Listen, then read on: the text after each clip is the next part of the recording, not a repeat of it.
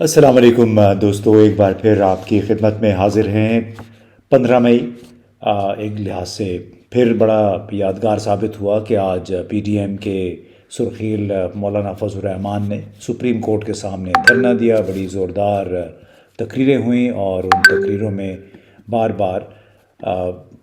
Chief justice Imran Khan ان کا بہت ذکر ہوا، اور خاص طور پہ چیف جسٹس کے حوالے سے ان کے حوالے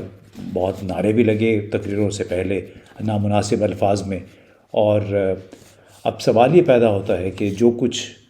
سپریم کورٹ کے اندر ہوا، جس انداز میں چیف جسٹس صاحب نے خود کو کنڈکٹ کیا، اور اس پہ بہت سارے لوگوں نے ان کی آبزرویشنز پہ، اور بعد میں یہ کہ کیس 23 مئی تک ملتوی کر دیا گیا، انہوں نے باتیں تو بہت کی کہ ہم نے آئین کا تحفظ کرنا ہے، انتخابات وقت پہ ہونے چاہیے، اور یہ کہ جو باہر ملک میں ہو رہا ہے وہ تو کسی کے بھی حق میں نہیں ہے، اور سپریم کورٹ کے ججز بھی امن چاہتے ہیں، مذاکرات کے ذریعے مسائل کا حل تلاش کیا جا سکتا ہے۔ انہوں نے بڑی تیکھی باتیں کی، لیکن بحیثیت مجموعی اس کے اوپر بہت زیادہ پاکستان بھر میں وہ لوگ جو کہ کوئی تبدیلی چاہتے ہیں، جو کہ اس وقت ناخوش ہیں، انہوں نے ناخوشی کا اظہار کیا، ناراضگی کا بھی اظہار کیا کہ چیف جسٹس بھی بالآخر پیچھے ہٹنے پہ مجبور ہو گئے جب انہوں نے دیکھا کہ ریڈ زون کے گیٹ توڑ کے جمعیت علماء اسلام کے جو طالبان مختلف علاقوں سے لائے گئے تھے، وہ کس طرح اس علاقے میں گھس آئے، اور بعد میں سارا دن شارع دستور پہ یہ لوگ موجود رہے، تقریریں ہوتی رہی۔ اب سوال یہ پیدا ہوتا ہے کہ چیف جسٹس کے پاس آپشنز کیا ہیں؟ کیا وہ کوئی ایسی پولیس فورس ان کے پاس ہے جس کے ذریعے وہ عمل درآمد کروا سکتے تھے اپنے فیصلوں پہ؟ کیونکہ موجودہ حالات میں تمام تر گنز، تمام تر بندوقیں ان کی طرف مڑ گئی ہیں، چاہے وہ مریم نواز تھیں، چاہے مولانا فضل الرحمان تھے، چاہے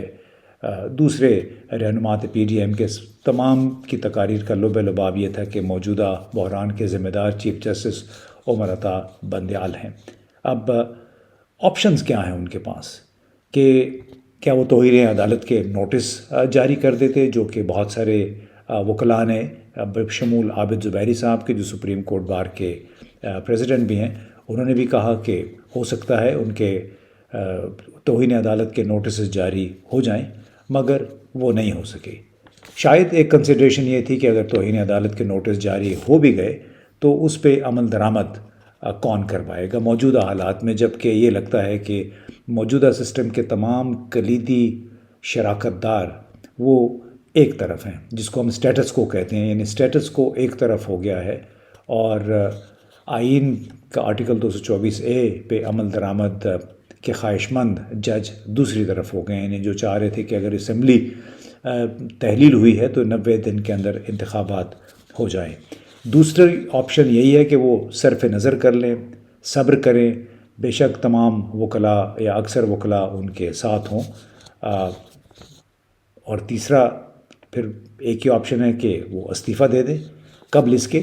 کہ سپریم جوڈیشل کونسل میں ان کے خلاف مقدمہ دائر کر دیا جائے حکومت کی طرف سے۔ اس حوالے سے ایک کمیٹی بھی تشکیل دے دیا، باقاعدہ قرارداد بھی ہوئی پارلیمان میں،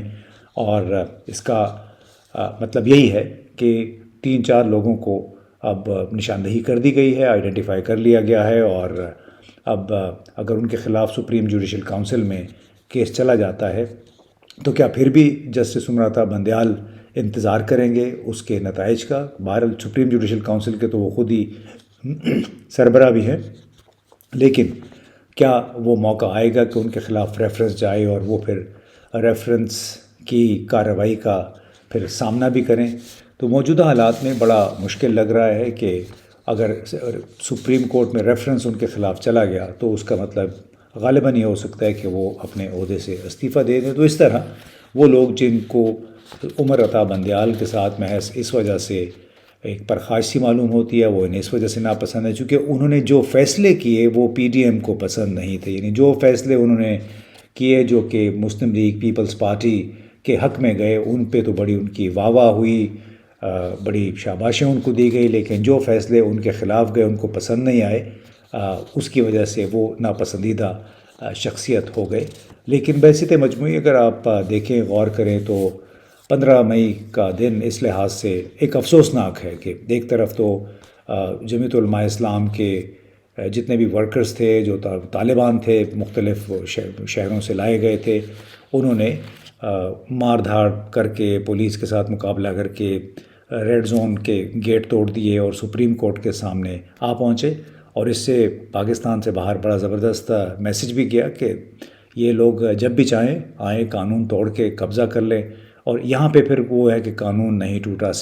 دفعہ 144 کی کوئی خلاف ورزی نہیں ہوئی، بلکہ جب اگر آپ حکومت میں ہوں تو پھر کوئی بھی قانون اگر توڑ دیا جائے تو اس سے کوئی اتنا فرق نہیں پڑتا۔ لیکن اس میں پاکستان کے اندر جو لوگ سمجھتے ہیں ٹھیک ہوا ٹھیک ہے، ان کو ہم یہ بھی گرانٹ کر دیتے ہیں کہ ٹھیک ہوا جو انہوں نے جمعیت علماء اسلام اور پی ڈی ایم کی دوسری جماعتوں نے جو کیا۔ لیکن اس سے پاکستان سے باہر پیغام کیا گیا؟ پاکستان سے باہر پیغام یہ گیا کہ یہ لوگ ہمیشہ تیار رہتے ہیں، جب بھی کسی بھی دوسری مخالف جماعت کو، بھلے وہ حکومت ہی کیوں نہ ہو، اس کو اگر زیر دباؤ لانا ہے تو پھر ان کو ایکٹیویٹ کر دیا جاتا ہے، اور وہی ہوا۔ شاید اسی خوف کی وجہ سے، اسی ڈر سے چیف جسٹس عمر عطا بندیال نے کارروائی بھی 23 مئی تک ملتوی کر دی۔ اب نہ جانے ان کی اپنی کنسیڈریشنز کیا ہیں، لیکن بحیثیت مجموعی پاکستان سے باہر پیغام کوئی اچھا نہیں گیا ہے، قانون کی حکمرانی کے حوالے سے، رول آف لاء کے حوالے سے، آئین کی پاسداری کے حوالے سے، اور جس انداز میں چیف جسٹس کے لیے الفاظ استعمال کیے گئے، عمران خان سابق وزیر اعظم کے خلاف جو شدید قسم کی نعرہ بازی ہوئی کانسٹیٹیوشن ایونیو پہ، وہ بھی اب تاریخ کا ظاہر ہے ایک حصہ بن گیا ہے۔ لیکن میں سمجھتا ہوں ان تمام نعروں اور تقاریر کے حوالے سے، اور جس انداز میں قانون کو توڑا گیا، دفعہ 144 کی خلاف ورزی کی گئی، 15 مئی ایک افسوسناک دن تھا۔